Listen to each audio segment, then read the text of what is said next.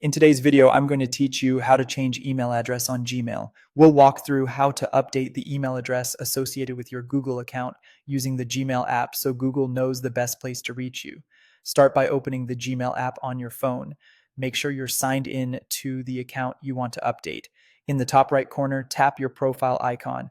This opens a small menu with account options. From there, choose Manage Your Google Account. This will take you out of Gmail and into your main Google account settings screen. At the top, you'll see several tabs. Go to the Personal Info tab. This is where Google keeps your basic details like your name, birthday, and the emails connected to your account. If you don't see it right away, you can swipe across the tabs until Personal Info appears. Now scroll down until you find the section labeled Email and tap it. This page is your central hub for managing the email addresses linked to your Google account. Here you can see the address you use with Google and other related addresses that help with contact and notifications. Next, tap Contact Email. This is the address Google uses to reach you about your account, updates, and important notices. If you're switching to a new email or you want messages from Google to go somewhere else, this is where you make that change. Tap the Add button, then type in the new contact email you want to use.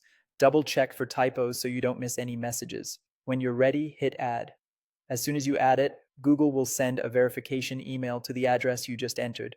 This is a quick security check to make sure you have access to that inbox. Keep an eye on your email for a message from Google. If it doesn't show up within a few minutes, check your spam or junk folder. Once that address is verified, it will be saved as your contact email, and Google will use it to reach you going forward. A quick note for clarity. Updating your contact email doesn't change your primary Gmail address or the email you use to sign in. This step simply tells Google where to contact you. It's especially helpful if you prefer to keep notifications in a different inbox or you're transitioning to a new address. And that's it. If you found this tutorial helpful, don't forget to like this video and subscribe to my channel for more Gmail tips and tutorials.